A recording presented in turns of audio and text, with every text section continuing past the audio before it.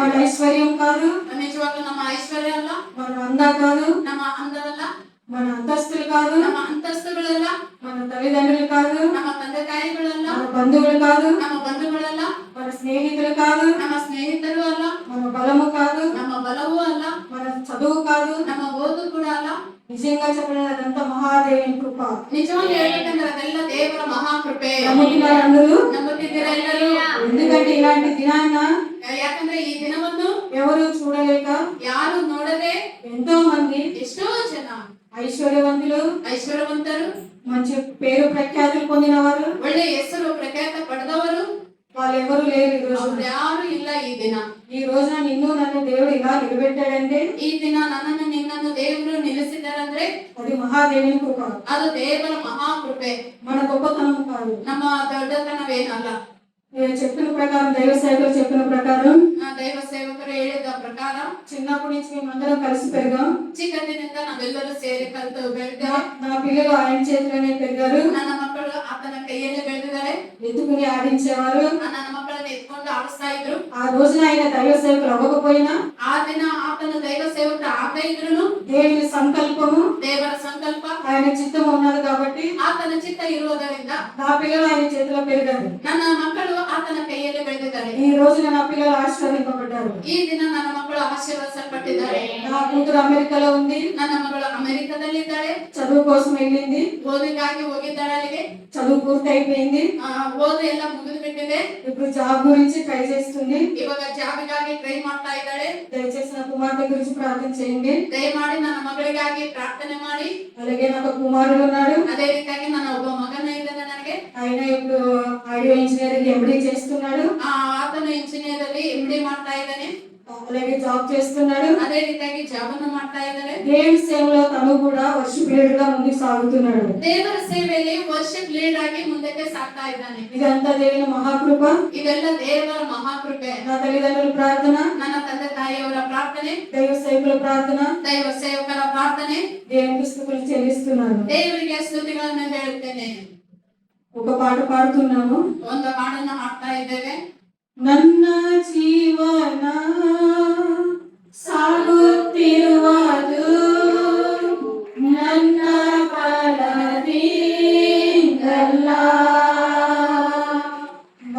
ಮಣ್ಣಲ್ಲಿರದೆ ಉಸಿರಾಡುವುದು ನನ್ನ ಸಾಮರ್ಥ್ಯದಿಂದಲ್ಲ. ನನ್ನ ಜೀವನ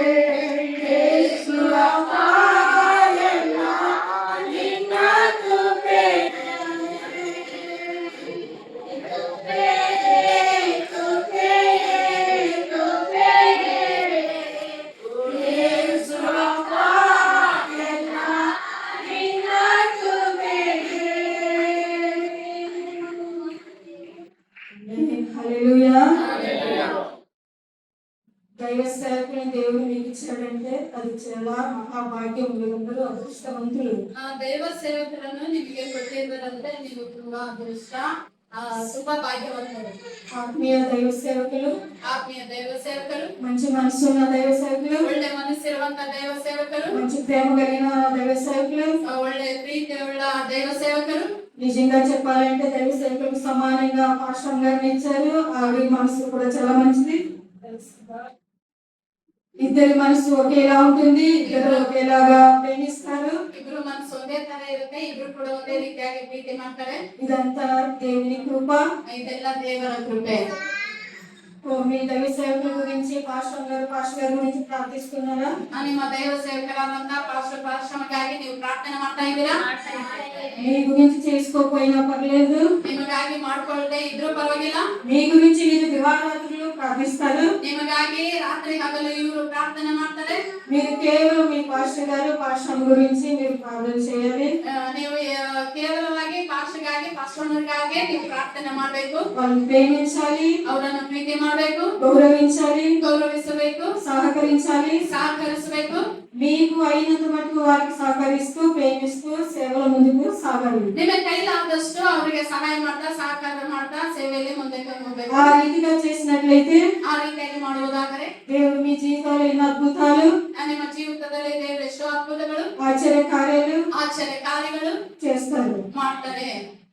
యెషయా 43 ಯೆಶಯ 43 18, 19 చదువుకుందాం. 18, 19 ಓದಿಕೊಳ್ಳೋಣ. 43 ಅಧ್ಯಾಯ 18, 19 ವಚನ. ఎవరైనా చదువుతారా? తెలుగులో ಯಾರಾದರೂ ಓದಿ ಸಹಕರಿಸಿ. తెలుగు ఎవరి దగ్గర లేదా? సరే, కన్నడ చదువుంది. కన్నడలో ఓది. ఇదిగో నేను ఒక నూతనమే చేయుచున్నాను, ఇప్పుడే అది మొలుచును, మీరు దానిని ఆలోచింపరా? నేను అరణ్యంలో త్రోవ కలుగు చేయుచున్నాను, ఎడారిలో నదులు పారజేయుచున్నాను. ప్రార్థన ఊపిరి అయి ఉన్నది. ಪ್ರಾರ್ಥನೆ మన జీవితంలో ప్రార్థన ఊపిరి అయి ఉన్నది. ನಮ್ಮ ಜೀವಿತದಲ್ಲಿ ಪ್ರಾರ್ಥನೆ ಉಸಿರಾಗಿರಬೇಕು. తల్లిదండ్రులు మనకి జన్మనిచ్చారు, ಆ ತಂದೆ ತಾಯಿಗಳು ನಮಗೆ ಜನ್ಮವನ್ನು ಕೊಟ್ಟಿದ್ದಾರೆ. కానీ ఊపిరి పోస్తుంది మహా అద్భుతమైన దేవుడు. ಆದ್ರೆ ಉಸಿರನ್ನು ಕೊಟ್ಟಿದ್ದು ನನ್ನ ದೇವಾದಿ ದೇವರಾಗಿದ್ದಾರೆ. ఇదిగో నీకు నూతన కార్యాన్ని చేస్తానని ಇದಿಗೂ ನಾನು ಹೊಸ ಕಾರ್ಯಗಳನ್ನು ಮಾಡುತ್ತೇನೆ దేవుడు వాగ్దానం చేస్తున్నారు. ದೇವರು ವಾಗ್ದಾನವನ್ನು ಮಾಡ್ತಾ ಇದ್ದಾರೆ. ఆ రోజులో దేవుడు ఎన్నో అసామాన్యమైన అద్భుతాలు చేశారు. ದೇವರು ಆ ದಿನಗಳಲ್ಲಿ ಎಷ್ಟೋ ಅಸಾಧ್ಯವಾದ ಆಗದಿರುವಂತಹ ಕಾರ್ಯಗಳನ್ನು ಕೂಡ ಮಾಡಿದ್ದಾರೆ. భూతకాలమైన దేవుడు కాదు మన దేవుడు. ಭೂತ ಕಾಲದಲ್ಲಿ ಇರುವಂತಹ ದೇವರಲ್ಲ ನಮ್ಮ ದೇವರು. నూతన ద్వారాలు తెరిచి మన జీవితాల్లో అద్భుతాలు చేసే దేవుడే. ನೂತನ ಬಾಗಿಲನ್ನು ತೆರೆದು ಆತನ ಅದ್ಭುತವನ್ನು ಮಾಡುವ ದೇವರಾಗಿದ್ದಾರೆ. కొన్నిసార్లు జీవితంలో ఎన్నో కష్టాలు, నష్టాలు, శ్రమలు, నిందలు, అవమానాలు, కన్నీళ్లు, ಕೆಲವು ಸಾರಿ ನಮ್ಮ ಜೀವಿತದಲ್ಲಿ ಎಷ್ಟೋ ಅವಮಾನಗಳು, ಕಷ್ಟಗಳು, ನಿಂದೆಗಳು ಎನ್ನೆಲ್ಲ ಇರ್ತವೆ. అవన్నీ దాటుకుని ప్రభు సన్నిధిలో ఆత్మీయ జీవితంలో ముందుకు సాగాలంటే, ಅವೆಲ್ಲವನ್ನು ಸಹಿಸಿಕೊಂಡು ಆತ್ಮೀಯ ಜೀವಿತದ ದೇವರ ಸನ್ನಿಧಿಯಲ್ಲಿ ಮುಂದಕ್ಕೆ ಸಾಗಬೇಕಂದ್ರೆ మనం ప్రార్థనా జీవితం కలిగి ఉండాలి. ನಾವು ಪ್ರಾರ್ಥನೆ ಜೀವಿತವನ್ನು ಹೊಂದಿಕೊಂಡಿರಬೇಕು. ప్రార్థనే నమ్మకమైన ఊపిరి ఉన్నది మన జీవితంలో. ಪ್ರಾರ್ಥನೆ ನಂಬಿಕೆ ಒಂದು ಉಸಿರಾಗಿದೆ. మనము మన స్నేహితులు అవనండి, ನಮ್ಮ ಸ್ನೇಹಿತರು ಯಾರು, మన బంధువులు అవనివ్వండి, ನಮ್ಮ ಬಂಧುಗಳೇ ಆಗಿರಲಿ, వాళ్ళని సహాయం అడిగినా, ಅವರನ್ನ ಸಹಾಯ ಕೇಳಿದ್ರೆ, ఏమైనా వారి దగ్గర మన బాధ చెప్పుకున్నా, ಏನಾದ್ರೂ ಅವರು ಮುಂದೆ ನಮ್ಮ ಬಾಧೆಗಳು ಹೇಳ್ಕೊಂಡ್ರೆ ఆ క్షణంలో అయ్యో పాపం అంటారు అంతే. ಆ ಕ್ಷಣದಲ್ಲೇ ಅಯ್ಯೋ ಪಾಪ ಅಂತಾರಷ್ಟೇ. ఆ లోపల వాళ్ళకి ఇంకొక ఉంటది అనుకునే మాట.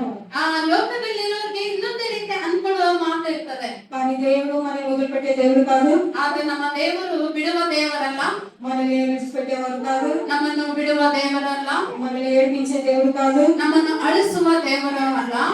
కుమారుడా నా దగ్గరికి రమ్మని వాగ్దానం చేస్తున్నారు. ಆ ಮಗಳೇ ಮಗನೇ ಮಗನೇ ನನ್ನ ಹತ್ತಿರಕ್ಕೆ ಬಾ ಅಂತ ವಾಗ್ದಾನವನ್ನು ಮಾಡ್ತಾ ಇದ್ದಾರೆ. ఆయన మన కన్నీళ్లను చూసే దేవుడై ఉన్నాడు. ಆತನು ನಮ್ಮ ಕಣ್ಣೀರನ್ನು ಒರೆಸುವ ದೇವರಾಗಿದ್ದಾರೆ. ఏమి వచ్చినా ఏమి జరిగినా దేవుని సన్నిధిలో మనం ప్రార్థన చేస్తే, ಏನು ಬಂದ್ರು ಏನೇ ನಡೆದ್ರು ದೇವರ ಸನ್ನಿಧಿಯಲ್ಲಿ ನಾವು ಪ್ರಾರ್ಥನೆ ಮಾಡಿದ್ರೆ దేవుని అద్భుత కార్యం మనం చూస్తాము. ದೇವರ ಅದ್ಭುತ ಕಾರ್ಯಗಳನ್ನು ನಾವು ಮಾಡುತ್ತೇವೆ. మనుషులను నమ్ముకునేట కంటే ಮನುಷ್ಯರನ್ನು ನಂಬುವುದಕ್ಕಿಂತ యెహోవాను ఆశ్రయించుట మేలు. ಯೆಹೋವನನ್ನು ಆಶ್ರಯಿಸಿಕೊಳ್ಳುವುದು ಎಷ್ಟೋ ಒಳ್ಳೆಯದು. ఆయనకు సమీపంగా ఆయన సన్నిధిలో మనం ప్రార్థన చేస్తే, ಆತನ ಹತ್ತಿರ ನಾವು ಪ್ರಾರ್ಥನೆ ಮಾಡುವುದಾದರೆ ఎన్నో అద్భుత కార్యాలు నీ జీవితంలో నా జీవితంలో చేయగల సమర్థుడైన ಎಷ್ಟೋ ಅದ್ಭುತ ಕಾರ್ಯಗಳನ್ನು ನನ್ನ ನಿನ್ನ ಜೀವಿತದಲ್ಲಿ ಮಾಡುವಂತ ಶಕ್ತನಾಗಿದ್ದಾನೆ. కీర్తన 61:7 చదువుకుందాం. ಆ ಕೀರ್ತನೆ 61 7 7ನೇ ವಚನವನ್ನು ಓದಿಕೊಳ್ಳೋಣ. 61ನೇ ಕೀರ್ತನೆ 7ನೇ ವಚನ. ಅವನು ನಿನ್ನ ಸಾನ್ನಿಧ್ಯವನ್ನು ಪಡೆದು ಸದಾಕಾಲವು ಸಿಂಹಾಸನವುಡನಾಗಿದ್ದಾನೆ. ನಿನ್ನ ಪ್ರೇಮ ಸತ್ಯತೆಗಳು ಅವನ ಬೆಂಗಾವಲಾಗುವನು. ಹೀಗಾದರೆ ನಾನು ಪ್ರತಿದಿನವೂ ನನ್ನ ಆಜ್ಞೆಗಳನ್ನು ಸಲ್ಲಿಸುವವನಾಗಿ ನಿನ್ನ ನಾಮವನ್ನು ಸದಾ ಸ್ಮರಿಸಿ ಗೀತಿಸುತ್ತಿರುವೆನು. మనం దేవుని సన్నిధిలో రెండు మార్గాల్లో నడిచే వారుగా మనం ఉండకూడదు. ನಾವು ದೇವರ ಸನ್ನಿಧಿಯಲ್ಲಿ ಎರಡು ಮಾರ್ಗವಾಗಿ ನಡೆಯುವವರಾಗಿರಬಾರದು. ఒకటి ఆత్మీయ జీవితంలో ముందుకు సాగాలి. ಸುಮ್ಮನೆ ಆತ್ಮಿಕ ಜೀವಿತದಲ್ಲಿ ನಾವು ಮುಂದಕ್ಕೆ ಸಾಗಬೇಕು. ఈ లోకంలో ఆత్మీయ జీవితంలో రెండు దారులు మనం నడవాలంటే అది సాధ్యం కాని పని. ಆ ಲೋಕದಲ್ಲಿ ಆತ್ಮಿಕ ಜೀವಿತದಲ್ಲಿ ನಾವು ಎರಡು ದಾರಿಯಲ್ಲಿ ನಡೆಯಬೇಕಾದ್ರೆ ಅಸಾಧ್ಯ. అవన్నీ విడిచిపెట్టి దేవుని సన్నిధిలో ముందుకు సాగినట్లయితే, ಅವೆಲ್ಲವುಗಳನ್ನು ಬಿಟ್ಟು ನಾವು ದೇವರ ಸನ್ನಿಧಿಯಲ್ಲಿ ಮುಂದಕ್ಕೆ ಸಾಗುವುದಾದರೆ దేవుడు నా జీవితంలో మీ జీవితంలో అనేక అద్భుత కార్యాలు చేయగల దేవుడే ఉన్నాడు. ದೇವರು ನನ್ನ ನಿನ್ನ ಜೀವಿತದಲ್ಲಿ ಎಷ್ಟೋ ಅದ್ಭುತಗಳನ್ನು ಮಾಡಲಿಕ್ಕೆ ಇದ್ದಾನೆ. యోబు 13:13 చదువుకుందాం. ಯೋಬನು 13:13 ನಾವು ನೋಡಿಕೊಳ್ಳೋಣ. ಯೋಬ 13:13. ಸುಮ್ಮನಿರಿ, ನನ್ನನ್ನು ಮೀರಿ ನಾನು ಮಾತಾಡಬೇಕು. ನನಗೇನಾದರೂ ಆಗಲಿ ನನ್ನ ಪ್ರಾಣವನ್ನು ಬಾಯಿಂದ ಕಚ್ಚಿಕೊಂಡಿರುವೆನು, ನನ್ನ ಜೀವವನ್ನು ಕೈಯಲ್ಲಿ ಇಟ್ಟುಕೊಂಡಿರುವೆನು. ಆಹಾ, ಆತನು ನನ್ನನ್ನು ಕೊಲ್ಲುವನು, ಹಲವಾರಿ ಕಾದಿರುತ್ತೇನೆ.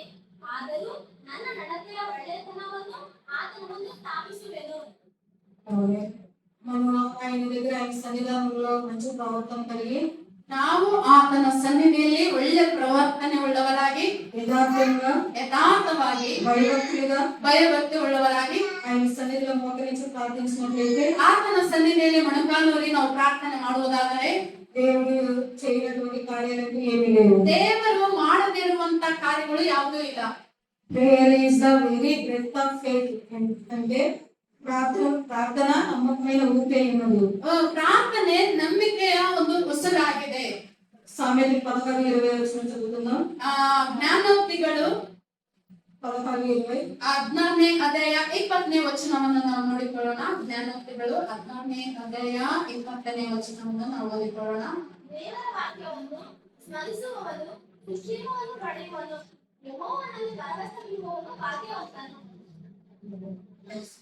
దేవుని వాక్యం వినేది, పాలించేది, అనుసరించేది, ದೇವರ ವಾಕ್ಯವನ್ನು ಕೇಳುವುದು, ಅದರ ಪ್ರಕಾರವಾಗಿ ನಡೆಯುವುದು ఆశీర్వాదానికి కారణం అవుతుంది. ಆಶೀರ್ವಾದಕ್ಕೆ ಕಾರಣವಾಗುತ್ತದೆ.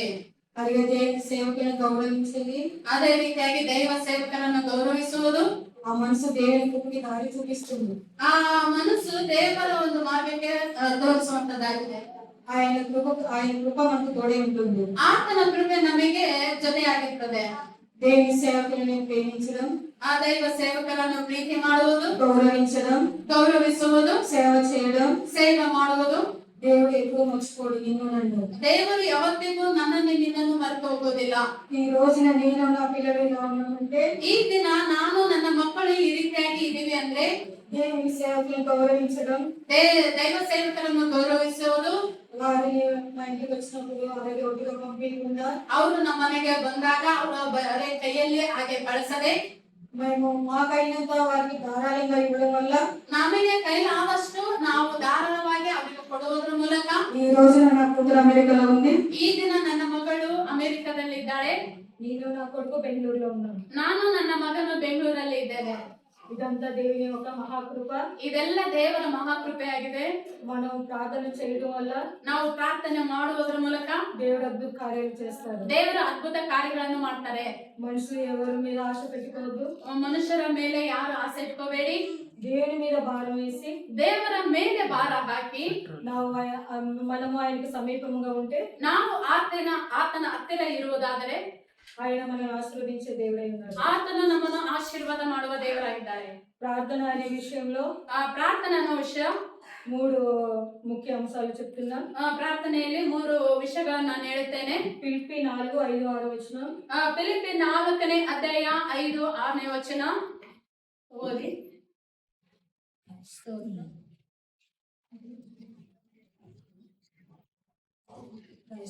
ఫిలిప్పి 4ನೇ అధ్యాయ 5-6. మీ సహవాసమును సకల జనులకు తెలియబడనీయుడి. ప్రభువు సమీపముగా ఉన్నాడు. దేనిని గూర్చి చింతపడకుడి గాని ప్రతి విషయములోనూ ప్రార్థన విజ్ఞాపన చేత కృతజ్ఞతాపూర్వకముగా మీ విన్నపములు దేవునికి తెలియజేయుడి.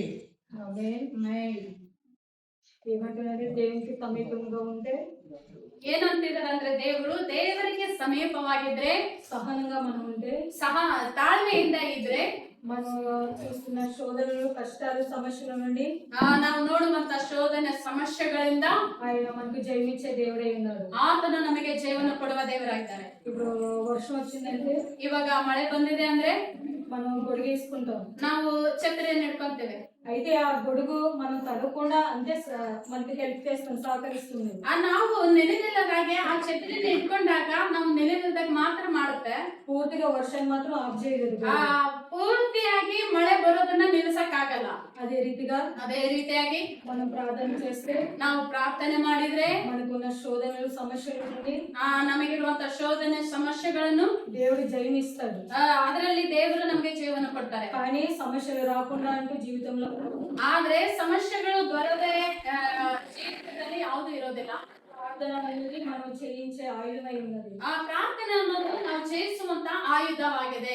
నిజముగా ఆయన మొరపెట్టే వారికి, ನಿಜವಾಗ್ಲೂ ಆತನಿಗೆ ಮೊರೆ ಇಡುವವರಿಗೆ ఆయన సమీపంగా ఉన్నాడు. ಆತನು ಸಮೀಪವಾಗಿದ್ದಾನೆ. అలాగే కీర్తనలు 71 వచనం చదువుకుందాం. ಅದೇ ರೀತಿಯಾಗಿ ಕೀರ್ತನೆ 71ನೇ ಅಧ್ಯಾಯ 1ನೇ ವಚನದಲ್ಲಿ ನಾವು ನೋಡುವುದಾದರೆ, ಕೀರ್ತನೆ 71.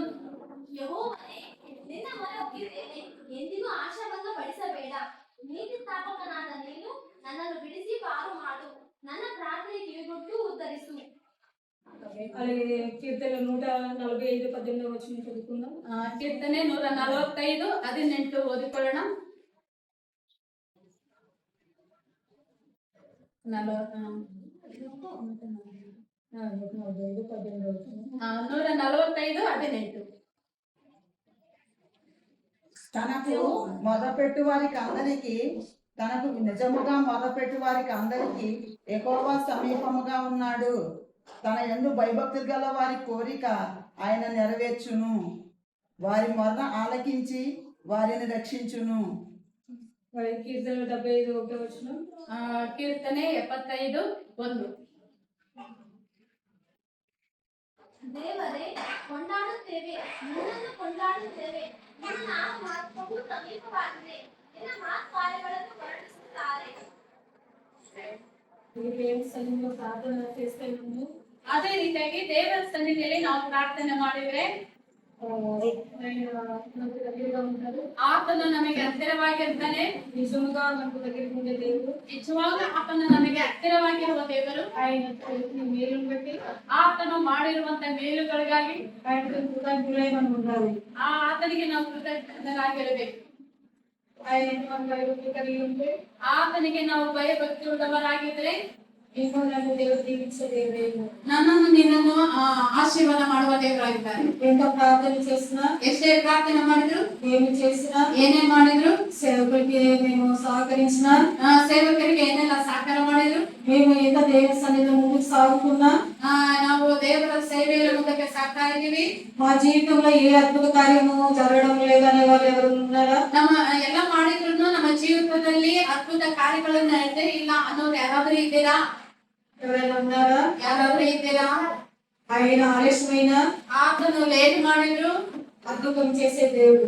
ಆತನ ಅದ್ಭುತ ಮಾಡುವ ದೇವರು. కృంగిపోవద్దు. ಕುಗ್ಗಿ ಹೋಗಬೇಡ. ఎన్నో సమస్యలు ఉంటాయి, ಏನಾದರೂ ಸಮಸ್ಯೆಗಳಿದ್ರೆ, కన్నీళ్ళు ఉంటాయి, ಕಣ್ಣೀರಿದ್ರೆ, శోధనలు ఉంటాయి, ಶೋಧನೆಗಳಿದ್ರೆ, వేదన ఉంటుంది, ವೇದನೆ ಇರುತ್ತೆ, రోధిస్తాము, ಗೋಳಾಡ್ತೀವಿ, ఒంటరిగా ఉండి ఏడుస్తాము, ಒಬ್ಬಟ್ಟಿಗರಾಗಿದ್ದು ಅಳುತ್ತೀವಿ, ఎవరు ఏ సహాయం చేయడం లేదు, ಯಾರು ಯಾವ ಸಹಾಯನೂ ಮಾಡ್ತಾ ಇಲ್ಲ, ఎవరు మమ్మల్ని చూడడం లేదు, ಯಾರು ನಮ್ಮನ್ನು ನೋಡ್ತಾ ಇಲ್ಲ, మేము ఎలాగున్నది వాళ్ళు అడగడం లేదు, ನಾವು ಹೆಂಗಿದ್ದೀವಿ ಅಂತ ಅವ್ರು ಕೇಳ್ತಾ ಇಲ್ಲ, మేము అప్పుల్లో ఉన్నాం, ನಾವು ಸಾಲದಲ್ಲಿದ್ದೀವಿ, మాకు పంట లేదు, ನಮಗೆ ಬೆಳೆ ಇಲ್ಲ, ఏమీ లేదు, ಏನೂ ಇಲ್ಲ, ఎందుకు ప్రార్థన చేసేది అనుకోవద్దు. ಯಾಕೆ ನಾವು ಪ್ರಾರ್ಥನೆ ಮಾಡೋದು ಅಂತ ಅನ್ಕೋಬೇಡ. దేవుడు ఒక దినాన్న ದೇವರು ಒಂದು ದಿನವನ್ನು మిమ్మల్ని హెచ్చించే దేవుడై ఉన్నాడు. ಆ ಒಂದು ದಿನ ಹೆಚ್ಚಿಸುವ ದೇವರಾಗಿದ್ದಾರೆ. నూతన కార్యాన్ని దేవుడు మీ జీవితంలో చేయగల దేవుడై ఉన్నాడు. ನೂತನ ಕಾರ್ಯಗಳನ್ನು ದೇವರು ನಿಮ್ಮ ಜೀವಿತದಲ್ಲಿ ಮಾಡುತ್ತಿದ್ದಾನೆ. ఒకే విషయం నేను చెప్తున్నాను, ಒಂದು ವಿಷಯವನ್ನು ನಾನು ನಿಮಗೆ ಹೇಳ್ತೇನೆ. దైవ సేవకుల్ని, ದೈವ ಸೇವಕರನ್ನು మీరు వారిని గౌరవించి ప్రేమిస్తే, ನೀವು ಅವರನ್ನು ಗೌರವಿಸಿ ಅವರನ್ನು ಪ್ರೀತಿ ಮಾಡಿದ್ರೆ, వారికి సహకరిస్తే, ಅವರಿಗೆ ಸಹಕಾರ ಮಾಡಿದ್ರೆ, వారి గురించి మీరు కన్నీటి ప్రార్థన చేస్తే, ಅವರಿಗಾಗಿ ನೀವು ಕಣ್ಣೀರು ಸುರಿಸಿ ಪ್ರಾರ್ಥನೆ ಮಾಡಿದ್ರೆ, దేవుడు మీ జీవితంలో నూతన అద్భుతాలు చేయగల దేవుడై ఉన్నాడు. ನಿಮ್ಮ ಜೀವಿತದಲ್ಲಿ ದೇವರು ನೂತನ ಕಾರ್ಯಗಳನ್ನು ಮಾಡುತ್ತಿದ್ದಾನೆ. దైవ సేవకులను ప్రార్థిస్తారా? ದೈವ ಸೇವಕರಿಗಾಗಿ ನೀವು ಪ್ರಾರ್ಥನೆ ಮಾಡ್ತಾ ಇದ್ದೀರಾ?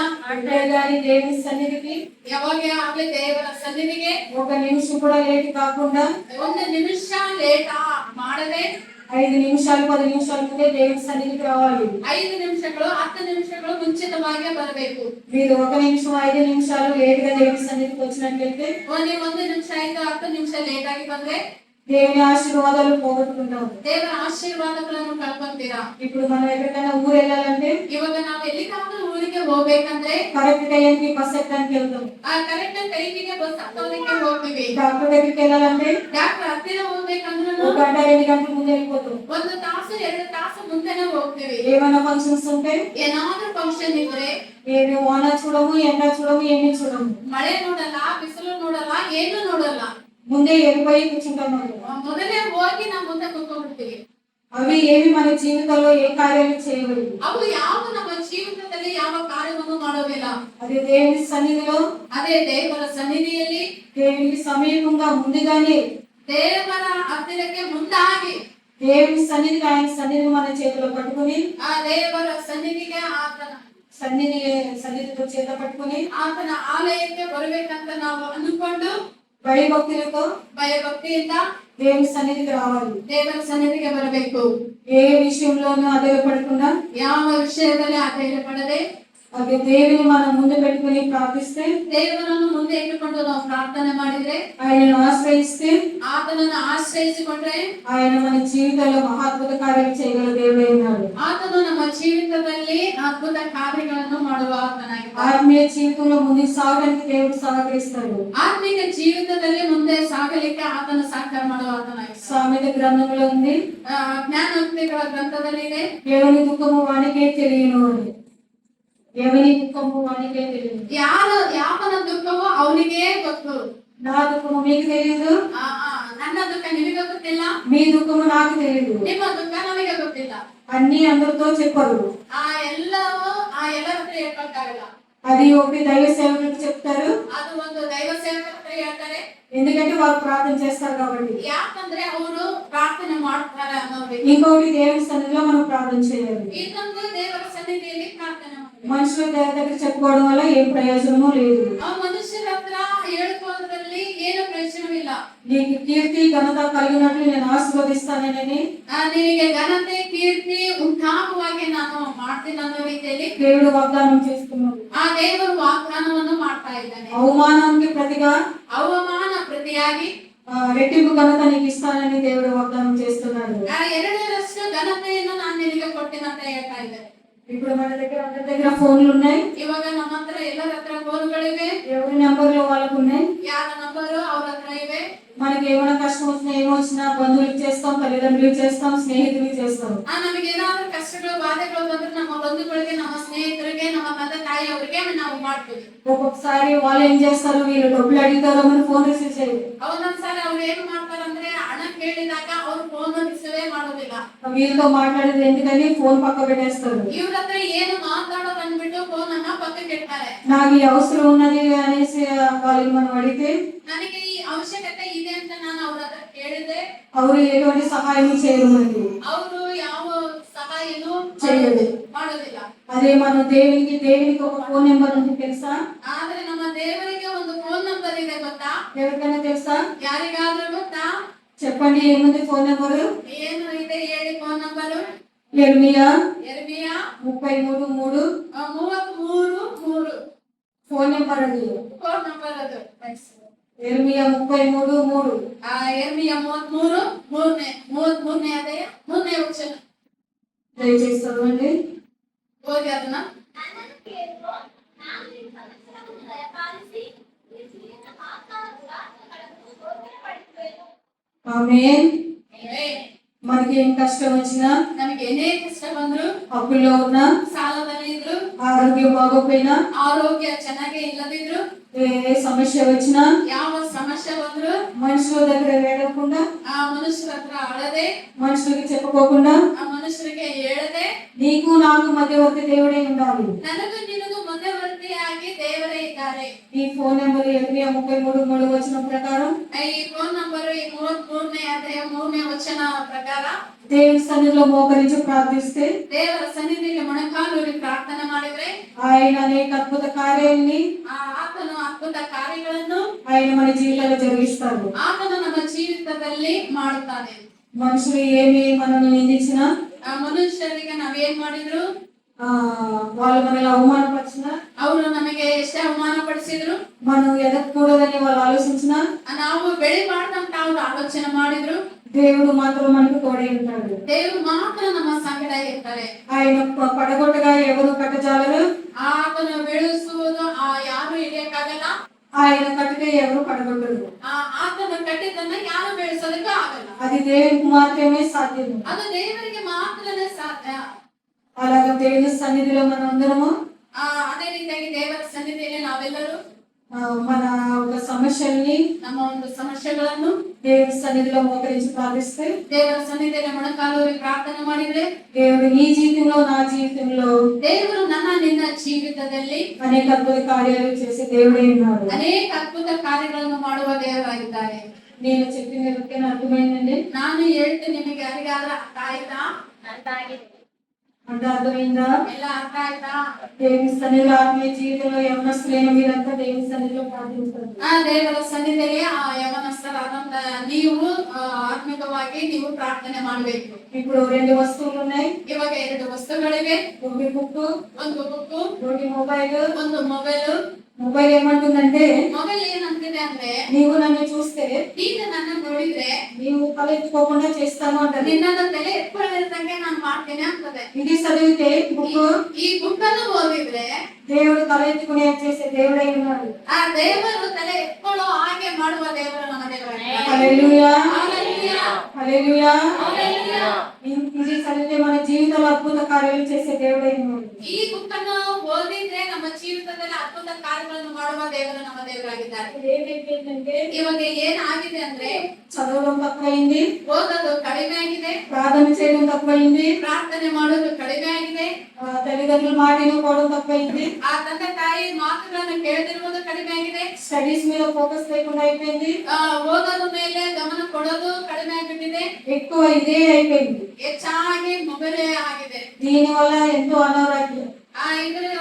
ಇದರಿಂದ ಎಷ್ಟೋ ಅನಾರೋಗ್ಯ. ఇది చూస్తే ఇంకా చూడు చూడు చూడు అంటది. ಇದನ್ನು ನೋಡಿದ್ರೆ ಇನ್ನು ನೋಡು ನೋಡು ಅಂತಾರೆ. నేను తల ఎత్తకుండా చేస్తాను, ఇది నేను చూస్తా ఉండాలి, సైతాను దాన్నే చూస్తాడు గంటల గంటలు. ಇದನ್ನು ನೋಡ್ತಾ ಇದ್ರೆ ನಿನ್ನನ್ನು ತಲೆ ಎತ್ಕೊಳ್ಳೋದಕ್ಕೆ ಮಾಡ್ತಾನಂತ ಸೈತಾನು ಹೇಳ್ತಾನೆ. దీన్ని పక్కకు పెట్టి ಇದನ್ನು ಪಕ್ಕಕ್ಕಿಟ್ಟು దేవుని సన్నిధిలో ఆయన వాక్యాన్ని ప్రతిదినం మనం చదివితే, ಆ ದೇವರ ಸನ್ನಿಧಿಯಲ್ಲಿ ದೇವರ ವಾಕ್ಯವನ್ನು ನಾವು ಓದಿದ್ರೆ దేవుడు మనం బలపరిచే దేవుడే ఉన్నాడు. ದೇವರು ನಮ್ಮನ್ನು ಬಲಪಡಿಸುವಾತನಾಗಿದ್ದಾನೆ. దేవుని సన్నిధిలో మనం సమీపంగా ఉండాలి, ದೇವರ ಸನ್ನಿಧಿಯಲ್ಲಿ ನಾವು ಹತ್ತಿರವಾಗಿರಬೇಕು, సహనంగా ఉండాలి, ಆ ತಾಳ್ಮೆಯಿಂದ ಇರಬೇಕು, నిజముగా ఆయనకు మొరపెట్టాలి. ನಿಜವಾಗಿ ಆತನಿಗೆ ಮೊರೆ ಇಡಬೇಕು. ఆయన చేసిన అద్భుత కార్యాలకి మనం కృతజ్ఞతాస్తుతులు చెల్లిస్తూ ఉండాలి. ಆತನು ಮಾಡಿರುವಂತಹ ಅದ್ಭುತ ಕಾರ್ಯಗಳಿಗೆ ನಾವು ಕೃತಜ್ಞತಾಸ್ತುತಿಗಳನ್ನು ಹೇಳ್ತಾ ಇರಬೇಕು.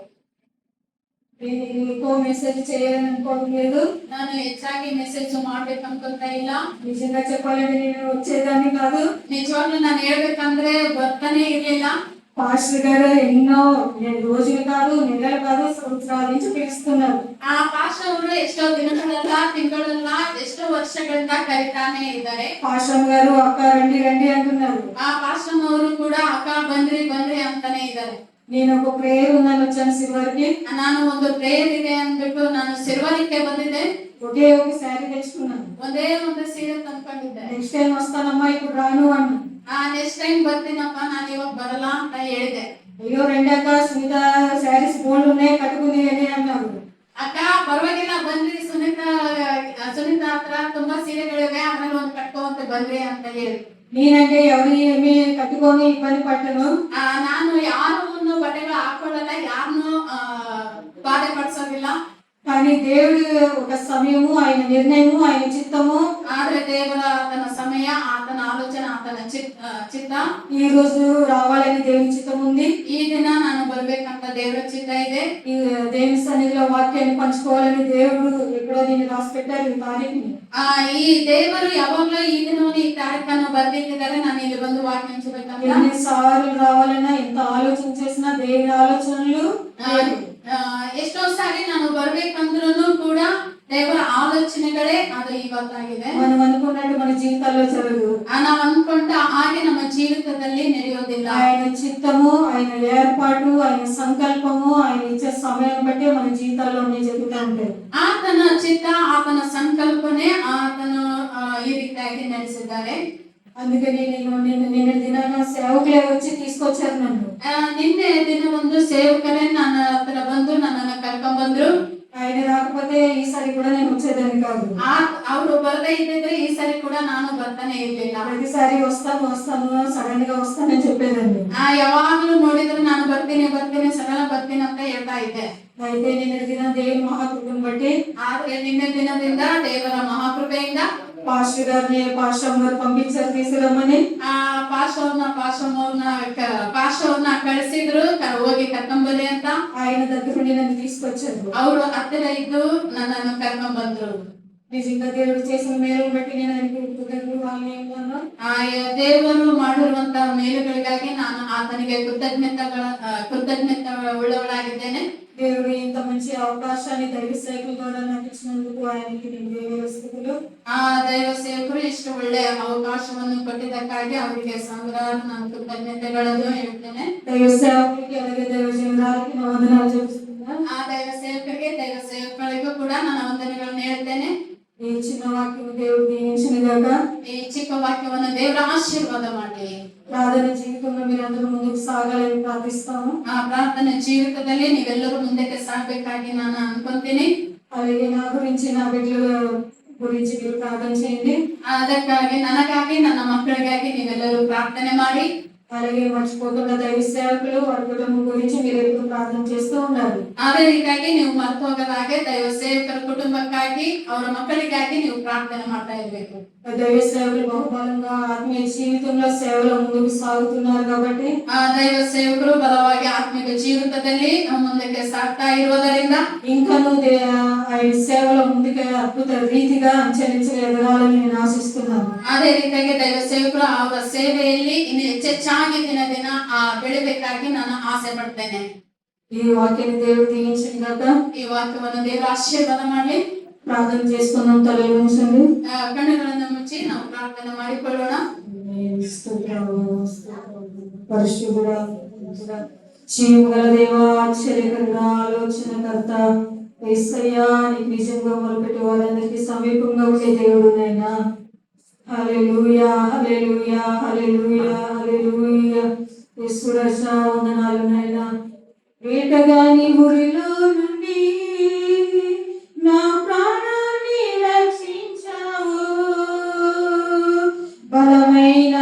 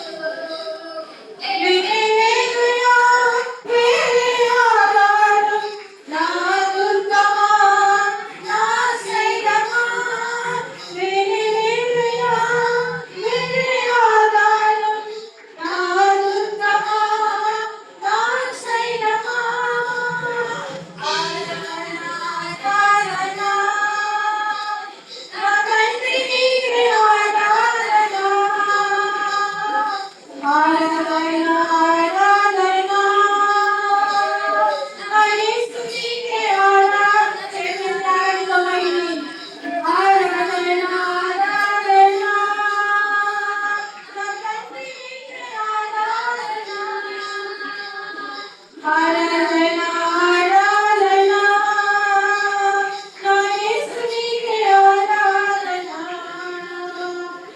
రాత్రి వేళ వైపుకైనను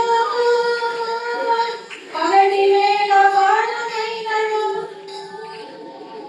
లోకమునందే చేరును అందరము కనిపించదు రాత్రి వేళ వైపుకైనను